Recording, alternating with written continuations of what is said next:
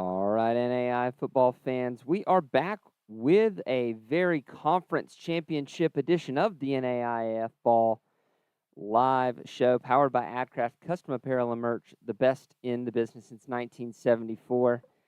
It is a great time to be a flag football fan. If you didn't get enough flag football last weekend, guess what? You get more this weekend. Angelo, you really can't argue with that, can you? No, and that's, I guess, one of the beauties about when you have two conferences that have flag football established that decide to do conference championships on different weekends. It's like getting the best of both worlds. Whereas normally you would see the entire nation doing their conference championships at the same time, because usually following those would be a regional or national championship on the books. And in this particular case, the NAIA Flag Football Championships will still be a week and a half away once the Sun Conference Championships are done. Yeah, I'm not sure how I feel about that, like strategery wise. With the KCAC having done their tournament last week, ending up yesterday, they're going to have a lot of free time on their hands. But these are all on the other side of things. These are also student athletes that might buy them a week to concentrate on finals and not have to worry about flag. Well, don't forget too, when they started these championships, the first 2 years, we saw mid-May to possibly closer towards the end of May with these championships. So the break for the KCAC teams is not unfamiliar, for want of a better phrase. I mean, they're used to waiting about another 2, maybe 3 weeks for the championships to happen. And then sometimes there's situations where, like last year, where once the Sun Conference Championship was done, boom, they roll right into the NAIA Championships the next week. But I mean, it ultimately depends on scheduling and what works for their timetable. Because again, we call it the NAIA flags, but it's primarily ran by RCX, and it's more or less what the availability is like for the Mercedes Benz, as well as feasibility and just coordination with all the other operational aspects of it.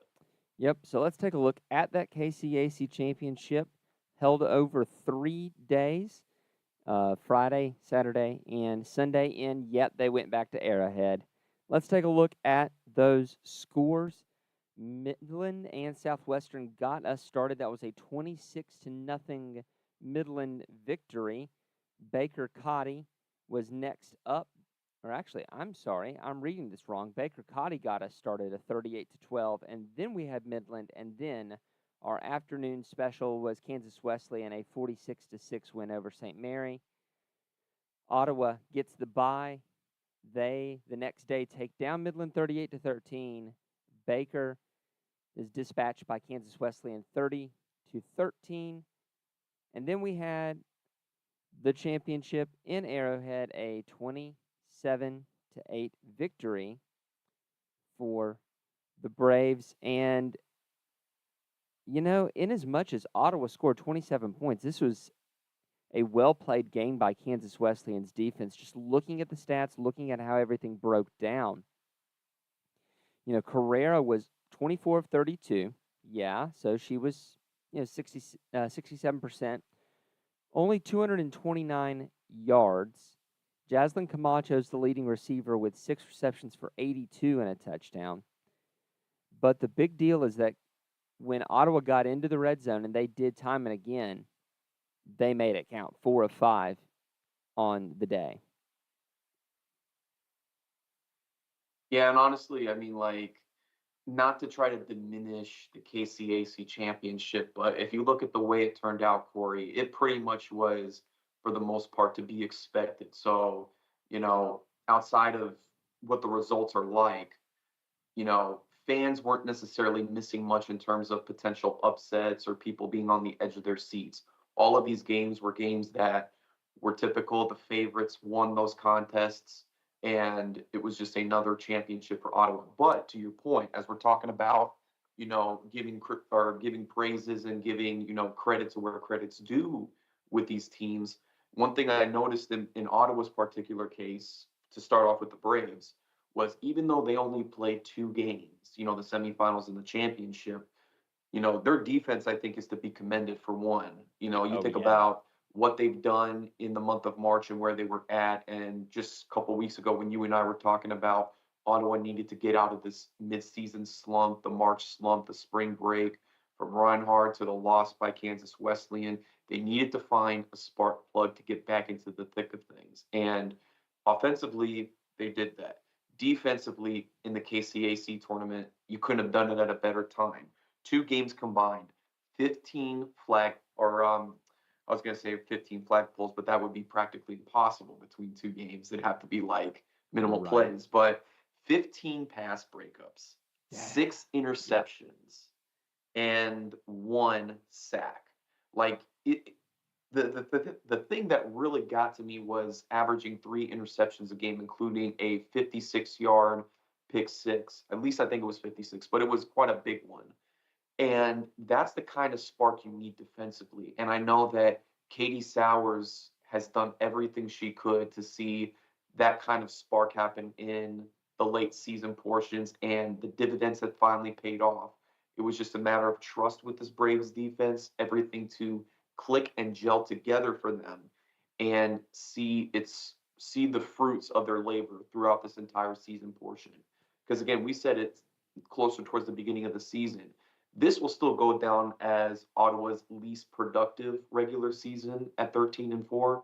Well, including the championship 13-4. But this is something where it was just as successful, just as um, moderate, for want of a better word, and the way that they played, they're coming into peak form once again, just at the right time, with Atlanta basically around the corner.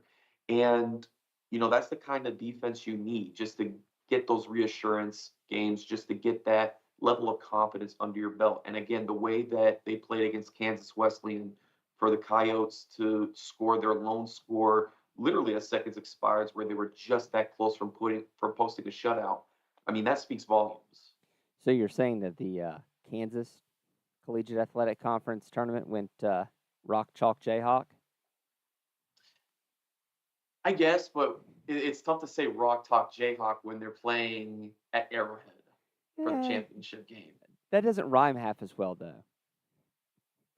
I know, but still, it's like you think from a collegiate standpoint, you'd be using the Kansas Jayhawks or possibly Kansas State Stadium, but this is an NFL initiative. NFL Yeah. flag, for a reason, is sponsoring women's flag football in the NAIA realm. You gotta love it. So on the other side of things, we had a big game down south to decide the winner of the Sun Conference, and Kaiser comes away with it, 26-12, and it was convincing. You take a look at the stats. Jasmine Roden comes out 30 for 44, 274 yards, 4 touchdowns. Ashley Clam, 9 receptions, 74 yards. Kennedy Foster gets after it, 2 pulls, a pick, 4 breakups, and the defense just comes alive. Shea Crooks doesn't even break the century mark. Even though Warner was 2 of 2 in the red zone, you got to get in the red zone more than twice if you're going to try to beat a team like Kaiser. I want our listeners that are listening into this podcast right now to take note of the weekly recap and notice how the positions are being played. Defensive back Kennedy Foster. Foster has been known and is still known as an offensive weapon that knows how to play the field throughout. We haven't seen her name too often from a defensive standpoint, although she has held her own. So the fact that she has done this against the now former unbeaten Warner Royals team in a critical matchup situation should just go to show you how versatile she is as a player, as well as what needs to be done from that senior leadership. And again, same point, like I mentioned at Reinhardt, Ashley Clam, who primarily plays defense at that safety position, has always been a versatile weapon whenever you give her the ball and she has an opportunity to shine. Again, 9 receptions, 74 yards on a score. That only just proves the point in terms of the kind of future she has just as a player, as well as the impact that she will make for the Seahawks in future seasons to come. I mean, you said it yourself. It was, if it wasn't preseason, it was week 1 or week 2. This season for Kaiser feels like red banner or bust. It feels like they have loaded for bear. They are going in with as many weapons as they can find in their arsenal in an attempt to stop history making itself again. In order to stop the Groundhog Day effect of the Ottawa Braves, they have loaded up, and the first salvo was at Reinhardt, but here's you see it. It's coming. You see this Ottawa Kaiser rematch. It's coming. You feel it in Atlanta. It's going to be poetic. It's going to rhyme. I think we'll bookend this kind of first 4 years of flag football the same way we started it. Without question. And especially, again, like we talked about on our very first show this season, I mean, this is exactly the kind of storylines, the story tag tag pieces, for one of a better word, that we're going to see. That it's just there's so many talking points, so many stories that you can look at for this 2024 season, whether it's up and coming rising players, inaugural graduating classes for these teams. And by inaugural graduating classes, I'm talking about players that have spent all 4 years with their respective teams. Because again, the past 3 years, we have seen some upperclassmen that start out as juniors or seniors, and they have now gone on to live productive lives and move on post collegiate realm. But this is a special season because, again, as we started in 2021, we have now seen players in their 4 year journeys with these schools now coming to see everything full circle. And again, with NAIA flag finals around the corner, it'll be a storybook endings for most of these young ladies that, again, are looking on moving forward with whatever they plan on doing in terms of their careers and aspirations. Yeah, we always have a little bit of a quote unquote graduation ceremony in Atlanta. And for the last 3 years, it's been one here, one there. Last year was a little bigger. There were, 6 or 8. This year, they better schedule some time because there's going to be a lot of them this year. So, with that, we will take a quick break and hear a little bit from our friends from AdCraft. So you want to create and sell custom merch for your team or business. That's exciting, but where do you begin? How much inventory should you order? How do you distribute orders? AdCraft has your answers. Streamline the way you offer custom merch by utilizing our risk-free web store service. We ship directly to each customer, and we have the fastest turnaround in the game. Raise funds for your team or get merch to your employees and patrons. Contact AdCraft today, and let's bring your merch to life. Absolutely. Great folks at AdCraft. Contact them to set up a web store. It is going to be one of the best decisions that you'll make for your team. Now, typically at this point of our show, we would talk about a whole bunch of things, including our poll. We decided to not do a poll this week. Didn't feel that it would be fair to do a poll where one conference has had their conference championship game, the other hasn't. We will be doing a final poll next week ahead of the tournament in Atlanta. And, of course, for our what to watch for, there's nothing better that you can watch than the Sun Conference tournament. And we have a full schedule for you here, fresh off the presses. It's not even on the Sun Conference's website. Angelo, we got the inside scoop. Isn't it lovely? But it is on Kaiser's website. It is on Kaiser's as you and I website. both know, that Kaiser is always on top of things from a sports information standpoint. Is they're ready to go. I mean, Paul Dotson has a strong ship of crew. Paul's the best. It's one of those things where it doesn't matter what they're doing. And for as many championships overall as Kaiser's going through NAIA wise, they still find time to make sure that even sports like flag football is all set to go. So obviously we'll be expecting a championship page over the next few days as it's being developed, but they'll find a way to make sure that everything is all set to go. Times, field, whatever, you name it, Links are already set on the website. If fans need to find out when their team is playing, they can go on their website and boom, it's all right there on the Kaiser schedule. Well, I've got times too. I just didn't write them in. Paul is the best, though. He is the goat. Absolutely. The only thing I've got against Paul is that he's a University of Miami fan, and that sort of grates on my Florida State nerves. But otherwise, Paul's really good people. He's a So, South Florida guy. What do you expect? you know, yeah. So I can't blame him. At least he's not like a Miami fan from like somewhere else. But those are Well, I those are say the he's a worst. right. No, I say he's a South Florida guy, but he's worked, a good Yeah. chunk of his career in the South Florida realms at all different levels and not just NAIA. Yeah. So absolutely great people over there. And so we open up on the 25th on Thursday at 3 p.m. Reinhardt gets into the matchup with Thomas after the life loss, and they get that 6th seed. They will face off against the Thomas Bobcats. And then at 5 p.m., we have Weber St. Thomas, the 4-5 matchup. The winner of RU and TU will play WU. Will play Warner at 3 p.m. on Saturday. So 2 games a day. We're not going to burn ourselves too bad here. Doing a 3-day tournament. Kaiser is going to play the victor of Weber and St. Thomas at 5, and then a high noon showdown on Saturday, the 27th of April. Almost forgot what month it was. To determine who is going to take home the Sun Conference Championship.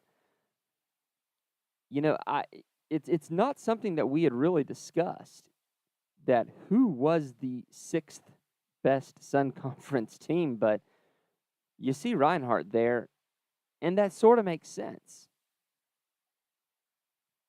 Yeah, and I mean, again, that beginning of the year match against Life kind of was the tiebreaker for them. I don't think anybody anticipated that being the deciding factor at that early point in the season, but that's why you got to win games. I mean, Every game that's why matters. you got to take care of business. I mean, in an ideal standings, everybody has different records, and everything looked about the same right until the Weber Reinhardt difference. Again, Reinhardt finishing 2-6 along with Life at the end of the season, and then of course, somehow, some way, the Points Skyhawks found a way to at least win one game this season.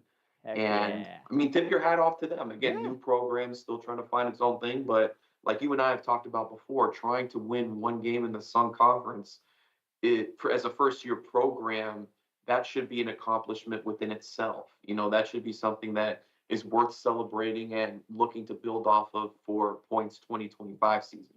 But as for our 6 remaining teams that are looking to compete for a Sun championship, it's going to be a good one. I don't think, and I know as much as Kaiser has been number 1 for the last several weeks, I don't think this is something where it's necessarily in the bag that it's a confident lock in that the Seahawks will win at home for the Sun Conference Championship, because you look at a number of these teams in this bracket right now that have the capability, that have shown that they can play well during postseason, and you can't count them out either.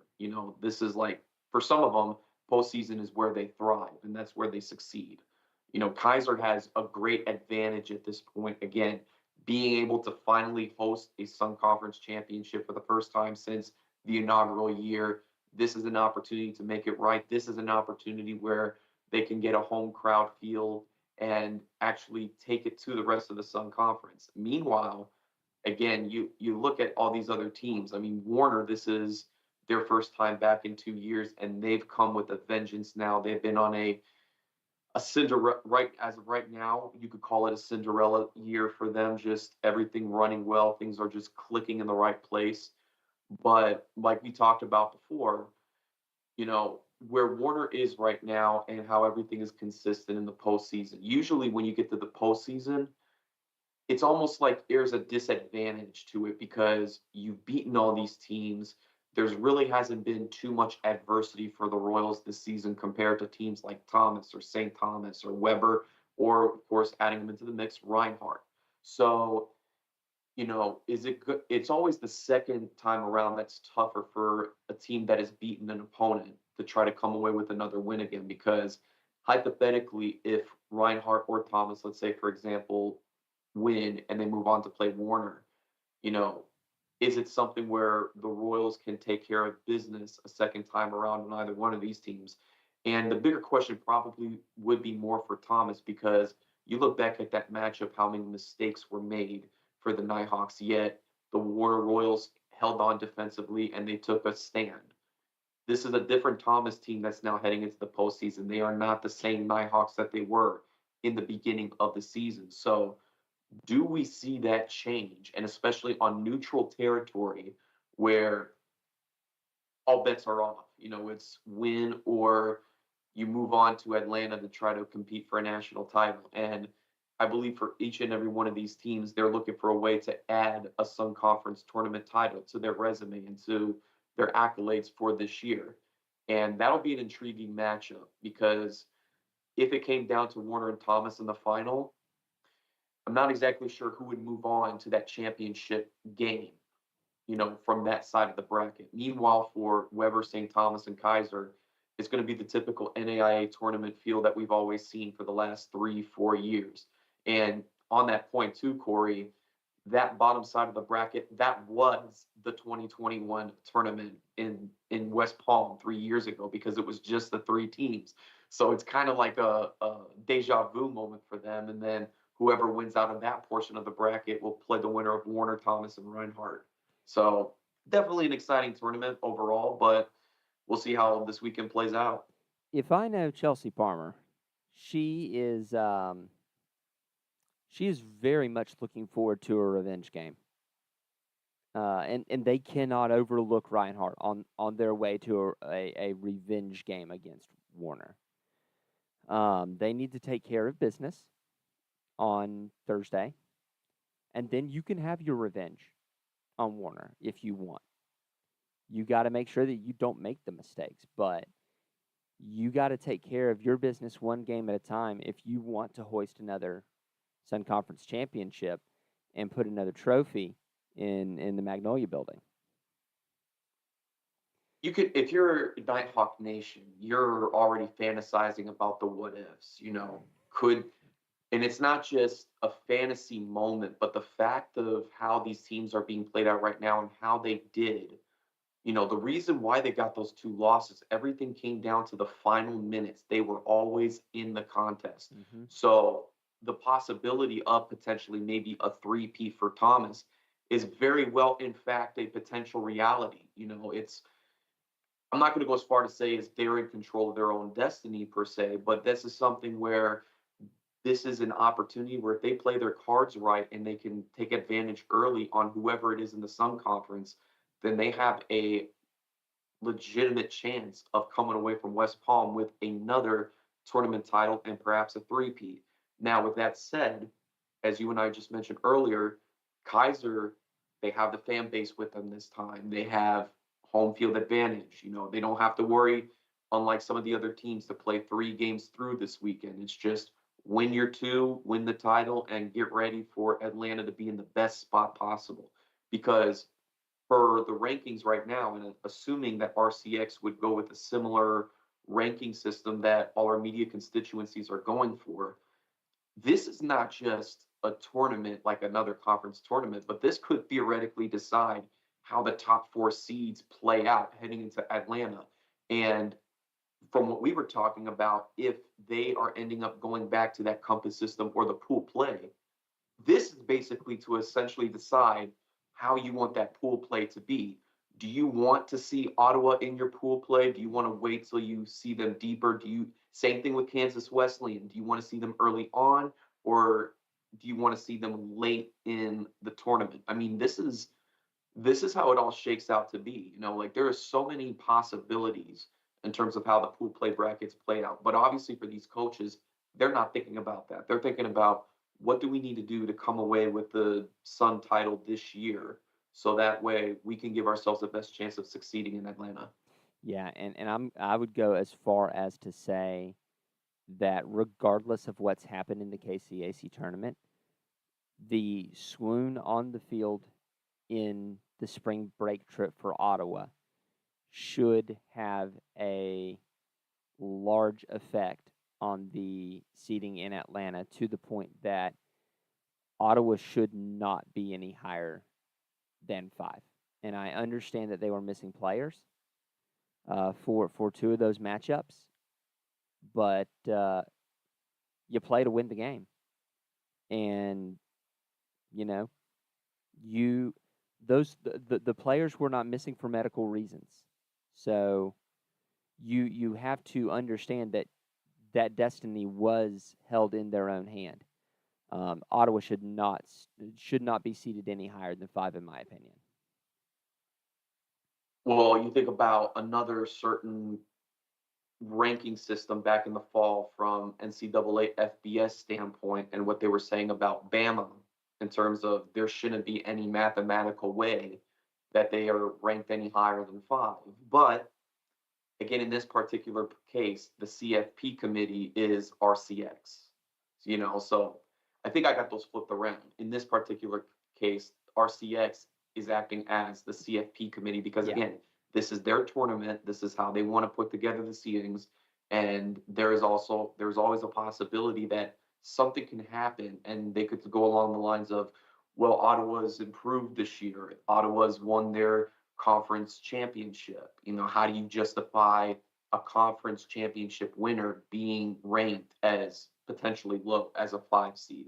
There's all different kinds of hypothetical scenarios that go into that. But at the end of the day, if they're going off of overall performance and stuff, you would think that they would stick with no higher than 5. But we've seen crazier things happen in the past 3 years. We have seen nuttier things, and as a Florida State fan, I am just going to say that an undefeated regular season champion should always get into the playoffs in a Power 5 conference. All right, now I thought you were going to say claim you as the national championships like UCF. Doesn't sound too bad, but UCF actually won their bowl game. We had a bunch of opt-outs. Happens. Anyway, you know who hasn't opted out, and that is our patrons. They are the best. They're week in, week out for us. And if you want to support what we do to promote flag football, this is the easiest way to do it. We only ask for $1 a month to throw your hat in the ring and say, yeah, I'm with those jokers, to support flag football across the nation. Our patrons are DSU Cone, Bob Boone, Roger Meyer, Jeremy Vauble, Shirley LaBella, Fred Christensen, Jerry Quickle, Ace Wellen, Brett, Marty Seabolt, Nick Ryan, Hayden Ferrigno, Kyle Gregory, Tyler Pierce, Justin Hoffman, Steve Speakman, Brian Shake, Julianne Shager, Nate Soapbeer, Stephen Cutler, Julie Lout, Dale Norton, Nathan Moore, Dylan Gonzalez, Ryan, Jason Crawford, Dustin Wilkie, Charles A. Flowers, Todd Nix, Sean Chamberlain, Debbie, Zach Lance, and Josue Trujillo. We'll be back next week and talking a whole lot of Atlanta. Hopefully, Lord willing, the creek don't rise. We'll have a bracket to show you. Maybe no teams in it, but hopefully we'll have a bracket next week, because 2 weeks from today, Angelo, we are scheduled to be in that building that I have behind me on my green screen. 2 weeks, 14 days, we will have shawarma. You make me hungry already, and it's just around dinner time. I haven't eaten either. Shawarma does sound good tonight. So for anyone who's listening, there's a great little shawarma place right around the corner from the stadium. It is an absolute delight. I think, Angelo, are you looking up the name of the shawarma place? I'm just confirming the name of the shawarma place just to make sure I'm not tripping on it. and I believe it's called Baraka Shawarma Mediterranean Grill, Ah, it's amazing. just over on Walton Street. They do a great job. They don't sponsor us. We just like shawarma. Yeah, I was gonna say if we knew that they were going to be a consistent basis, like the tournament was going to be in Atlanta every year, we may as well call the guys up this time around and say, hey, would you be interested in sponsoring our podcast for next year? That would be. Real. I think that'd be pretty amazing, and perhaps maybe get them on for like a recorded session to let them know like they support NAIAF ball and love the covers that we do, and just year after year, every time we've been, it's always been a tradition to go over there just to say, hey, grab a nice shawarma plate, little hero here and there. And I can't remember, Corey, did you get the pastry last time around, or did you skip on that? I think I skipped on the pastry. I usually just get a regular old shawarma plate or a shawarma. It's not a plate, it's a wrap. Yeah, it is. Mm, let's yeah. No, I think I got the spicy one the last time around. It was good. Trying to find a menu. Um, Well, yeah, for our folks listening in case you happen to see yourselves coming up to Atlanta this time around, just to remember the address is 68 Walton Street Northwest in Atlanta, Georgia, 30303. yeah, In case you were looking to try to look up the GPS. But again, it's called Baraka Shawarma Mediterranean Grill, Baraka. yep. And that's a great place to go. And honestly, Angelo, at this point, I'm even ready for some bacon cheddar fries again. It's been a year since I've had bacon cheddar fries. I think I'm about ready to have some more bacon cheddar fries. You wonder if they may have elevated their menu this time around. And for those trying to figure out a reference point, every time we've been to the Mercedes-Benz Stadium, every time there's no hospitality section for workers. There's no hospitality section for play-by-play and staff. Everybody, if you want a meal, you go to one of their designated concession areas, and they serve you what they There's serve in a concession game for there's Atlanta more than Falcons, one. whether it's hot dogs, bacon, and cheese fries, but it's just that one concession stand. There's others in the stadium that are, they offer more variety, but in this particular case, There's only one they just open. offer. Yeah, and the one open only offers two options: bacon, any kind of specialty cheese fry, or your simple typical hot dog. And we're not even talking like Fenway Franks or anything you get at the ballpark. We're talking about typical generic hot dog that actually serves as a side dish to the fries, if you That can is even true believe statement. that. That is true. The fries are really good. It's just when you eat them five times in 3 days, it takes you a year before you're ready to eat bacon cheese fries again. There's a reason why they do an annual tournament instead of biannual, like some of these other tournaments do. Well, now that we've completely lost everyone on talking about Atlanta food, we will absolutely we will be back next week with more, and we will be previewing Atlanta. Hopefully we'll have some teams. We'll see what we get. And Knock on wood. knock on wood. I don't think I have any wood anywhere close. Close enough. We will see y'all then next week.